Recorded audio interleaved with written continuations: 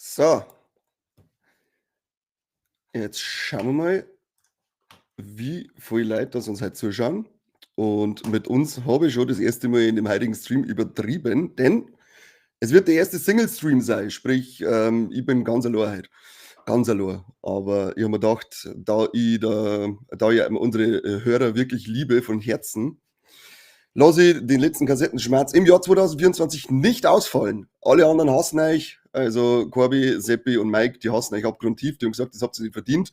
Aber ich habe gesagt, nein, so ist das nicht. Vor allem der Neverraven und der Sesselmann, herzlichen Dank für eure Beitritte in unsere Gruppen hier, nenne ich es jetzt einfach mal. Das ist herzallerliebst, das hat mir das Jahr 2024 noch versüßt. Ich hätte schon gemeint, es geht genauso bitter zu Ende wie alle anderen Jahre zuvor, aber ihr zwei habt es jetzt noch geschafft, dass es nicht so schlimm wird. Danke, danke, danke von Herzen. Ja, wen haben wir denn jetzt eigentlich schon mit da? Also sowieso Neverraven am Start, Sesselberger am Start und der Scary Movies Lukas ist auch da. Er möchte wieder Onlyfans mit mir haben oder Online-Fans. Nein, ich glaube, das ist ein Tippfehler. Freudscher Vertipper vielleicht. Wobei, so wie ein Lukas kennen, möchte er Onlyfans mit mir haben. Ich muss leider mit einer schlechten Nachricht anfangen für dieses Jahr, beziehungsweise für diesen letzten Kassettenschmerz, denn der, denke mal, vor einigen unserer Hörer heiß erwartete zweite Teil zu The Batman von Matt Reeves ist jetzt nochmal verschoben worden auf 2027, sprich vom 2.10.26 auf den 1.10.27. Ja, James Gunn verteidigt diese Verschieberei, weil er sagt, 5 Jahre 5 Jahre zwischen zwei Teile ist dann ganz normal. Was sagt er? Was habe ich vergessen? Gar nichts vergessen. Boglermann-Saison. Saison. Wir sollen fragen, wann das Weihnachtsspecial kommt. Ja, habe ich vorher schon gelesen. Unser Tonspur ist da irgendwie, ist da mehr Arbeit mit unserer Tonspur zu machen, als wir gedacht haben, bis wenn ich dann was das gelingen hat. Aber es kommt noch, es ist dann ein nachträgliches Weihnachtsgeschenk. Also habt nur was, auf das euch freuen dürft. Der Großteil, glaube ich, hat es eh schon gesehen mit beschissener Tonqualität und ein Seppi, der sich auf einmal tonal verabschiedet hat. Aber es wird nochmal hochgeladen, wenn das repariert ist. Nedelwurzler Habitäre, schön, dass du auch wieder da bist. Und nicht gerade Boglermann habe ich vergessen, das Wichtigste habe ich eigentlich vergessen, für das wir stundenlange Arbeit gemacht haben. Und zwar unser Intro abzuspulen. So, schaut euch jetzt mal unser Intro an. Könnt ihr erfotzen.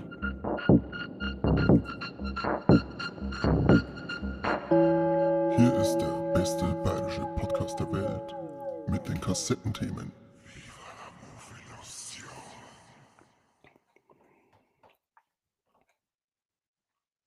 Ja, unser Intro immer wieder ein Fest. Immer wieder mag ich mir selber auf die Schulter klopfen, weil wir das so toll gemacht haben. Support ist Ehrensache für die Superburschen. Da geht mir das Herz auf bei sich in die Kommentare, Leute. Da geht mir das Herz auf. Habe ich dir miteinander, sagt der Fuchse, sage ja, hi. Schön, dass du da bist beim letzten Kassettenschmerz 2024. Ich war gerade bei DC.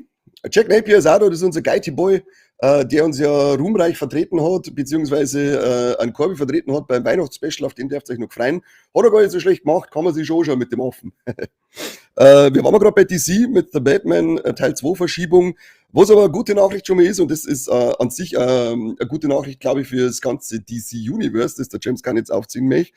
Denn bei die Amis auf Max ist ja Creature Commando schon, ich glaube sogar schon durchgelaufen, die erste Staffel, und ist jetzt gleich um eine zweite Staffel erweitert worden. Also nachdem ja auch der Superman-Trailer, ich glaube, der meistgeschaute Trailer von DC-Filmen und von Warner Brothers innerhalb von 24 Stunden war, die Reaktionen überaus positiv oder überwiegend positiv ausfallen und jetzt hat der Creature Commando gleich eine zweite Staffel bestellt gekriegt hat.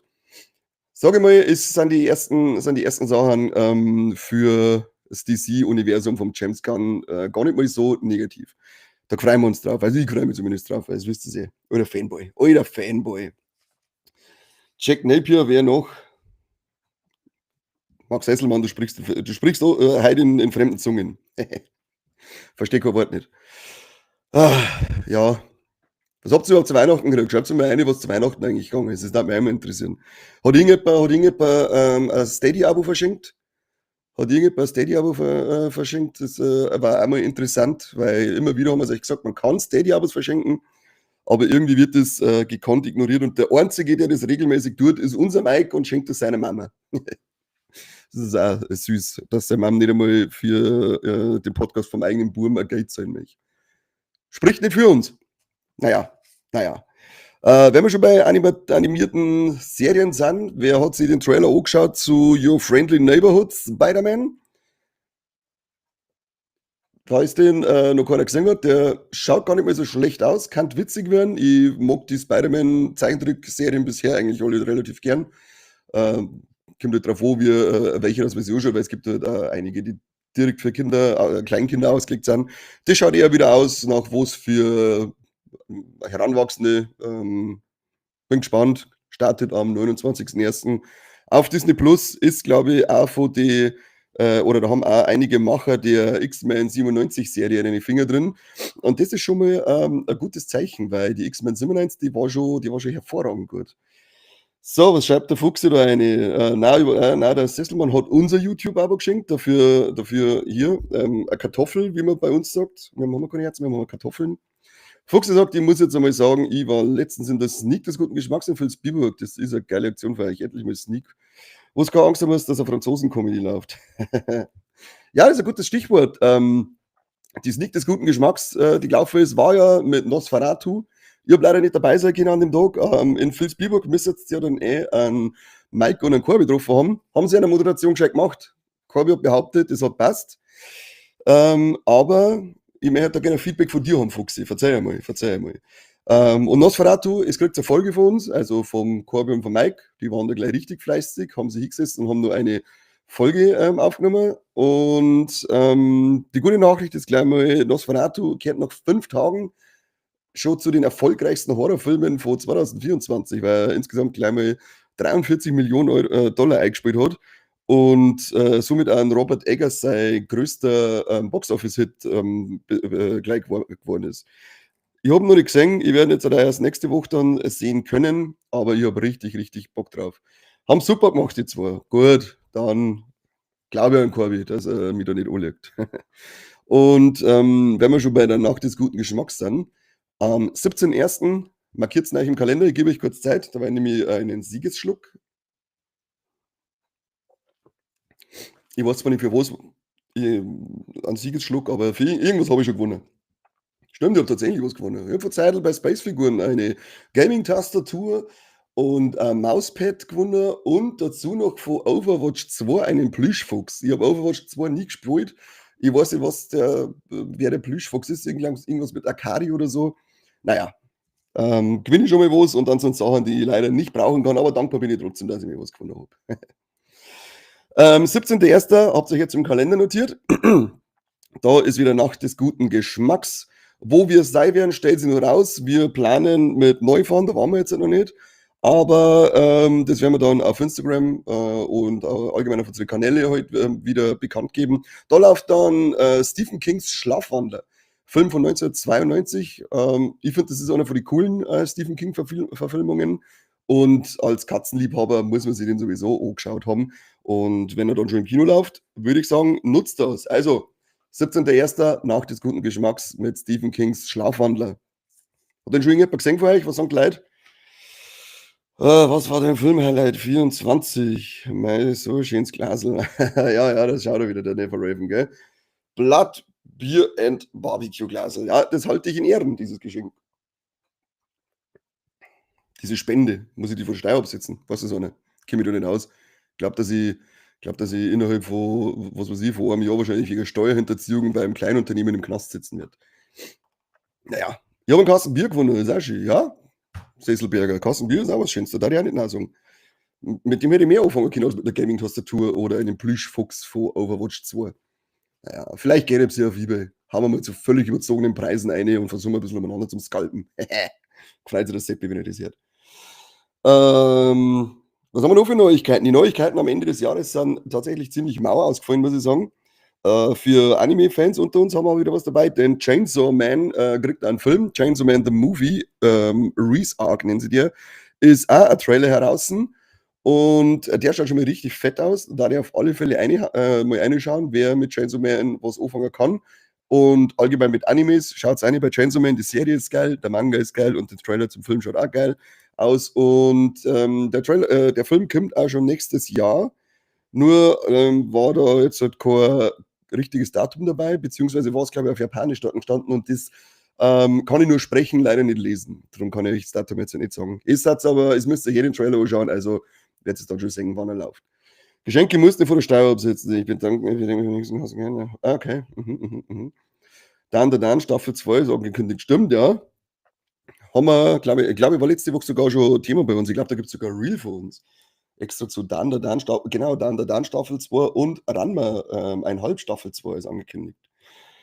Habe ich Bock drauf, habe ich Bock drauf. Habt ihr euch Dinge auch geschaut, Ranma 1,5? Habt ihr bei die alte Serie angeschaut? Ich leider nicht. Corby hat es geliebt und feiert auch sehr die neue Serie, die ich übrigens auch gut finde. Und wenn ich gut finde, dann wisst, dass es tatsächlich gut ist. Drum könnt ihr reinschauen. Wir waren mal, müssen wir einen Schwenk zurück machen. Wir waren mal vorher schon bei DC. Da gehen wir jetzt nochmal hin, denn kurz vor dem Kassettenschmerz ist die Meldung gekommen, dass der Jason Momoa jetzt tatsächlich als Lobo gecastet worden ist. Also so ein Fancasting, glaube ich, das schon lange in Internetforen rumgeht, auf das man Bock hat. Ich finde das auch ziemlich geil, ein Momoa als Lobo, das passt ziemlich gut. Glaube ich, kommt sogar im Supergirl-Film, wird der dann auch schon vorkommen, wo es auch der nächste, beziehungsweise zu dem Film werden die Dreharbeiten nach Superman starten. Bin ich gespannt. Jason Momoa als Lobo ist geil. Leider erleben wir dann wahrscheinlich nicht mehr als Aquaman. Das Thema ist durch. Aber er bleibt uns im DC-Universum erhalten und das ist doch auch schon mal was. Das ist doch auch schon mal was. Ja, schon her. An Sesselmann freut das schon mal. Und dann bin ich damit schon mal, habe ich schon mal eine gute Tat vollbracht, wenn ich einen Sesselmann heute befriedigt habe. Nick Park meets Moglobon ist mein Highlight. Freue mich echt. Ran, halt mit den neuen Sprecher ist super. Ja, Sprecher kann ich, also Sprecher an sich machen einen guten Job. Mit den alten kann ich es nicht vergleichen. Was ich auf alle Fälle aber sagen kann, ist, dass die deutschen Synchros bei Animes echt brutal zugelegt haben. Ich war ja immer absoluter Verfechter von auf Japanisch schauen. Bin ich immer noch. Schaue es mir immer noch gerne auf Japanisch mit englischen Untertiteln, wenn dann auch. Aber zum Beispiel jetzt Ranma 1,5 und Dan habe ich jetzt mal auf Deutsch laufen lassen und die Synchroarbeit für Animes ist echt, ja, bin ich sehr zufrieden damit mittlerweile. Wobei ich sagen muss, dass so dieses langgezogene Schreien trotzdem japanische Sprecher immer noch besser machen. Aber es ist Nörgeln auf hohem Niveau, darum nehmt es nicht so ernst. Haben wir mir ein paar Kartenspieler hier? Ah ja, auf die deutsche Synchro von Dragon Ball Daima bin ich auch gespannt. Die sollten vielleicht endlich mal raushauen, was ist nicht los mit ihnen? Ich schau mir das auf 4 Sprachen an. Auf 4 Sprachen? What the fuck? Daima, ja. Habe ich heute erst die finale Folge angeschaut von Dragon Ball Daima. Cooles Ende. Gefreut mich. Spoilert mir jetzt mal nicht, was da kommt, aber gefreut mich, dass das jetzt halt gemacht worden ist. Und jetzt war es aber Zeit, dass wir vielleicht einmal die ganzen alten Dragon Ball Serien irgendwo reinhauen. Mir scheißegal wo, aber irgendwo möchte ich die endlich zum Stream drin haben, weil diese scheiß Boxen unbezahlbar teuer sind. Das kotzt mir an. Und ich möchte einfach in Ruhe mal wieder die alte Dragon Ball Serie anschauen und dann Dragon Ball Kai. Mein Set dauert mir zu lang, ich schaue mir selber Kai an. Ja, her damit. Was soll das überhaupt, dass jetzt der Dragon Ball Super scheinbar komplett ignoriert wird? Ich kenne mich da, Dragon Ball war doch einfach so simpel gestrickt, jetzt kenne ich mich da schon nicht mehr aus. Ich glaube, ich werde es euch für den Scheiß. Ich werd einfach zu euch für den Scheiß. Deutsch, Englisch, Spanisch und heute O-Ton mit Deutschen und Englischen. Warum Spanisch? Du hast ja nicht Marcito. Was soll das? Kartenspieler unter uns. Ah, da habe ich vorhin noch was vergessen. Werde ich da noch kurz holen. Machen wir noch kurzes Unpacking an Kartenspiel. Aber nicht zu dem Kartenspiel, zu dem ich jetzt was berichten werde. Denn Magic the Gathering, haben wir glaube ich schon mal erwähnt, dass im Gespräch ist, dass eine Serie kommen soll. Jetzt ist es offiziell. Netflix ist in Produktion gegangen und wird zu Magic the Gathering eine animierte Serie machen. Showrunnerin in dem Fall, den Namen habe ich jetzt leider nicht mehr im Kopf, aber wird die Dame, die auch bei der kommenden Marvel Vision-Serie Showrunnerin sein wird und die bei Star Trek Picard in der 3. Staffel, die anscheinend sehr, sehr gut angekommen ist, Showrunnerin war, weil ich's kann. Ah, okay. So eine gute Erklärung, ja. Nimm ich so an. Nehme ich so an.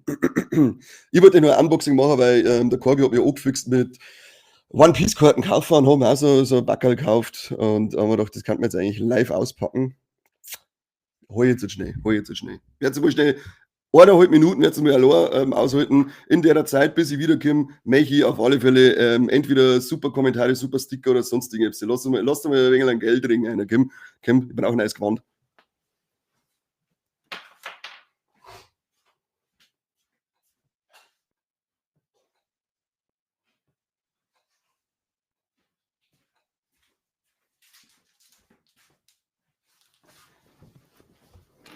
Nicht einmal 1,5 Minuten waren es.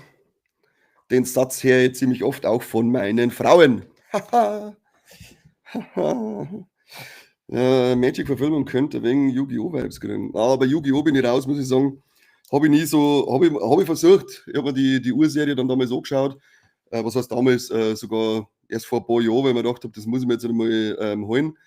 Nachholen das Ding, aber kann ich nichts damit anfangen. Ja, da schaut es her. Two Legends von One Piece.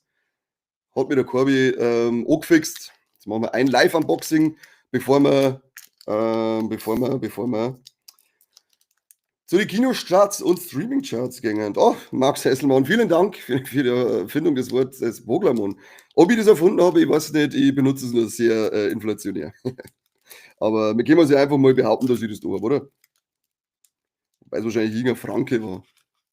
Franken kennen alle nicht schmatzen. Spacken, Alter. Frankenspacken. Ich krieg das scheiß Typ nicht auf.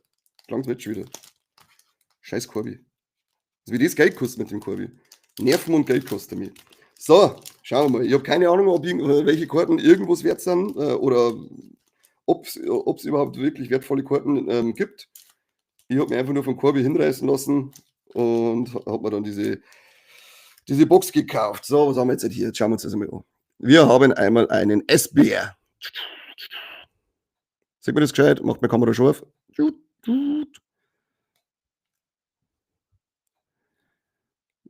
Kamera, du bist ganz schön Mistsau. Naja, werde ich meisten. Dann Moby Dick. Los, Kamera, mach irgendwas scharf. Holt mir so ein bisschen weiter weg. Dann kannst du drauf zoomen. Speed Chill.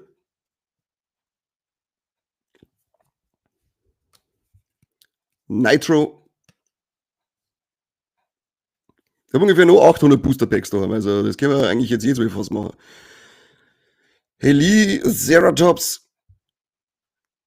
Aber mir nervt es, dass die Kamera nicht auf scharf stellt. Was soll das? Beim depperten Held der Steine geht das auch, wenn er so einer fährt. Ui, ui. Naja. Viva la Mobilisation in Technik, wir wissen es doch. Basil Hawkins.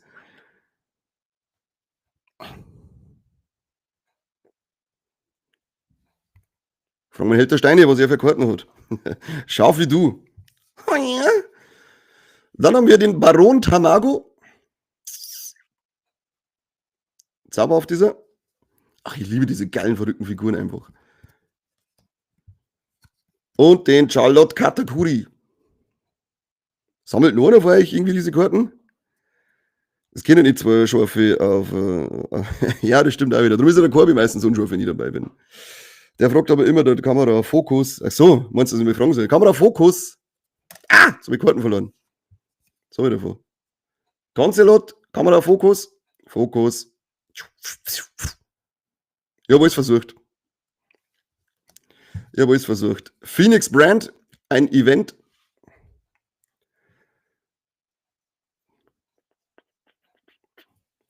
Jetzt gehen wir zu den Glitzerkarten. Das ist ja schon Character Who's Who. Oh, die sind ja schön. Glitzern dann. Sieht man das da? Zauberhaft, oder? Und zum Schluss haben wir noch S-Snake, passend zum S-Bär, den wir vorher schon gehabt haben. Und die glitzert auch und ist zauberhaft mit Herzrahmen und einfach wunderschön. Wunderschön. Taugt mir. Haben wir wieder mal ein Unboxing dabei gehabt. Sammelt sonst irgendjemand bei diese Karten? Kartendesign 10 von 10. Ja, das ist tatsächlich wahr. Es sind wirklich unglaublich schöne Kartendesigns dabei. Ein paar Packerl habe ich mir schon mal aufgemacht daheim. Es ist wie bei dem Pokémon Trading Card Game. Da sind auch, also designtechnisch sind echt unglaublich schöne Beutel dabei. Weil ich sage, die da immer sogar fast als Beutel ins Zimmer einhängen. Bin ich wieder angefixt, jetzt möchte ich wieder alles aufmachen. Und dann noch 1000 Pokémon-Karten kaufen und bei Magic Gathering noch anfangen. Star Wars hat jetzt auch ein Kartenspiel. Ah, Gott, oh Gott, oh Gott. Pokémon, Pokémon, Pokémon. Ich weiß gar nicht, wo ich das ganze Geld hernehmen soll. Ich weiß gar nicht, wo ich das ganze Geld hernehmen soll. Das heißt, Leute, mehr spenden, mehr spenden. Übrigens habe ich vorher nach Weihnachtsgeschenken gefragt und noch keiner hat einer geschrieben, was er eigentlich zu Weihnachten gekriegt hat. Da hätte ich nämlich noch ein super geiles Geschenk gesagt, das ich gekriegt habe, aber da ihr es nicht mit mir reden wollt, sage ich es euch halt nicht. Habt es davon. Was sind unsere Kinocharts Starts der Woche? Wir haben ja dann schon am Donnerstag, den 1. Januar 2025, nicht das Dragon Ball Kartenspiel vergessen. Ja, ich weiß schon, es ist lasst mir jetzt in Ruhe mit eine scheiß Spiele, weil sonst kaufe ich das alles noch. Better Man, die Robbie Williams Story, läuft am 1. an. Da bin ich echt gespannt. Das hat mich zwar prinzipiell überhaupt nicht interessieren und da ich mir erst irgendwann daheim mal schauen, aber mit diesem komischen Kniff, dass er als Schimpanse dargestellt wird, haben sie mir irgendwie haben sie damit erwischt. Werde ich mal anschauen. Dann läuft auch Nosferatu offiziell an am 1. Feste und Freunde, ein Hoch auf uns. Und dann auch noch Queer, der mit dem Daniel Craig, der ja ich glaube, in Venedig auf die Filmfestspiele ultra krasse Standing Ovations gekriegt hat. Da bin ich auch schon neugierig drauf. Und 7 läuft jetzt auch noch im Kino, weil es ist ja wieder die Best of Cinema-Reihe mit, ich glaube, immer am ersten Dienstag jeden Monats. Und im Januar haben wir dann gleich mal 7. Also David Fincher 7, den muss man sich unbedingt im Kino anschauen, wenn man die Shows hat. Ansonsten wäre jetzt hier noch Bernhard Bär Mission Mars. Ist ein Kinderfilm, interessiert uns nicht. Da in dem Fall zumindest behaupten. Was sagen unsere Leute hier? 2005 habe ich Star Wars Kartenspiel also zu Episode 3 gekriegt. Die waren schön. Ah ja.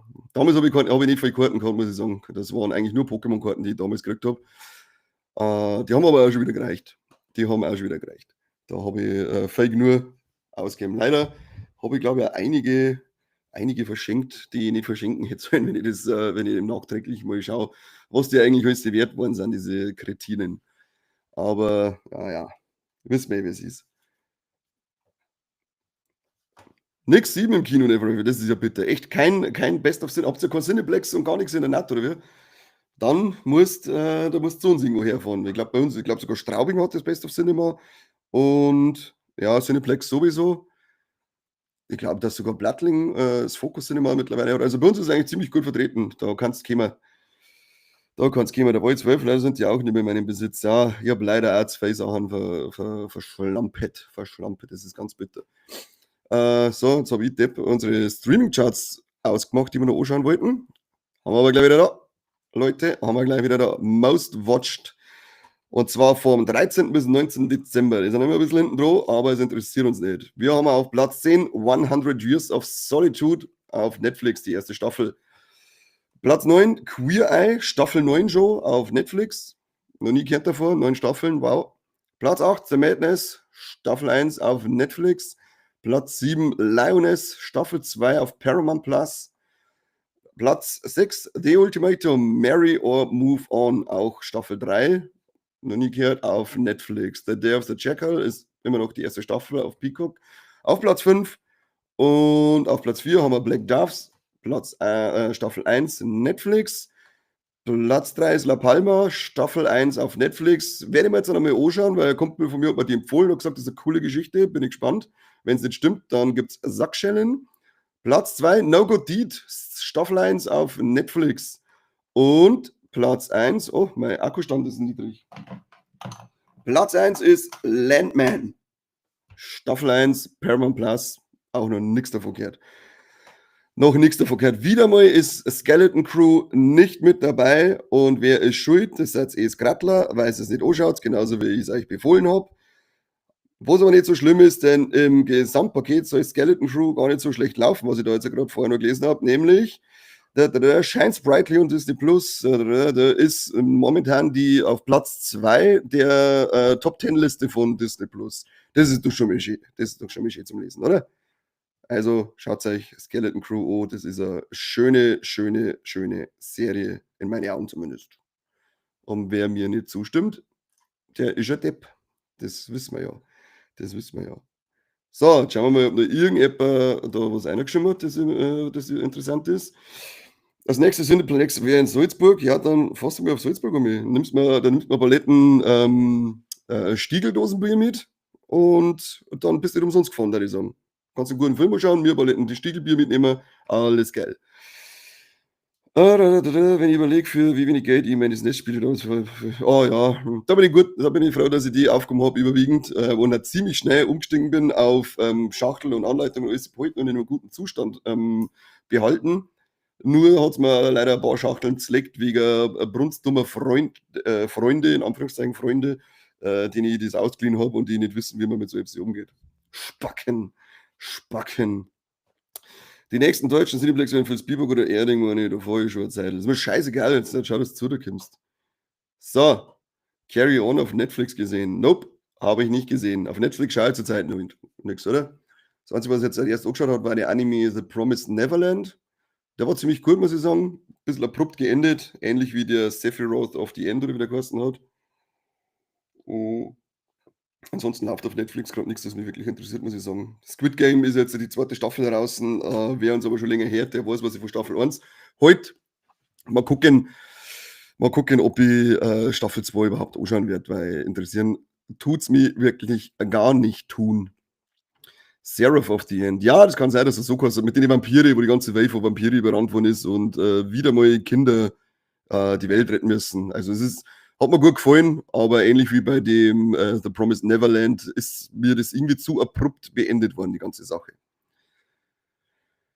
Cineplex, Triple X für wer andere. Ja, vielleicht sollten wir uns aufmachen, Cineplex mit 3X. Oder ich frage mal nach einer weiteren Filmreihe, die presented wird bei Viva la Movilusion. Da können wir dann Sachen wie ein Captain Rosette, Captain Rosettenkasperl, Szene-Sachen können wir uns dann anschauen. Da fährt er sicher der Neverraven, da fährt er sicher her.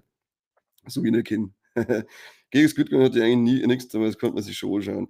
Ja, mir bei Squid Game einfach das genervt, dass es so ernst aufgezogen wird mit so krasse Regeln, die eigentlich unbrechbar sind, aber es immer als Mittel zum Zweck seine eigenen Regeln bricht. Und das fand ich einfach ein bisschen lächerlich und darum hat es wieder so genervt. Weiß nicht, ob mir das beim zweiten Mal schauen immer noch aufregen hat, aber ich habe eigentlich gar nicht den Drang danach, das nochmal zum Singen. So, Harry Potter und die Kammer des Leckens. Ja, genau. Da ist dann auch die peitschende Scheide mit dabei statt der peitschenden Weide. Da können wir schon ein bisschen was machen. So, jetzt kommt der Herr, der Jojo. Habe ich der schreibt, jetzt, wo wir am Ende sind. Am Ende mit den Nerven. Am Ende mit dem Jahr und am Ende mit den Kassettenschmatzens dieses Jahres. Ich sage riesiges Danke an alle, die uns da jetzt das ganze Jahr in unserem neuen Format oder in unserem in diesem Jahr erst gegründeten Format begleitet haben, an Kassettenschmerz und so regelmäßig dabei waren. Freut uns. Schauen wir, dass wir das nächste Jahr auf alle Fälle weitermachen. Und ja, vielleicht werde ich öfter mal allein da sitzen müssen, wenn es mir mal alle allein lassen. Wir wünschen euch trotzdem, richte das jetzt einmal für die anderen aus, einen guten Rutsch ins nächste Jahr 2025. Wir hoffen, wir singen und hören uns wieder. Nächstes Jahr ist die 300. Folge live, wird die wieder sein. Da geben wir euch noch Bescheid, wann und wo. Wir schauen mal diesmal, dass wir es am Abend machen und nicht wieder irgendwann vormittags, dass wir dann danach vielleicht alle noch irgendwo hingehen und ihr uns Unmengen an Alkohol zahlen könnt. Ansonsten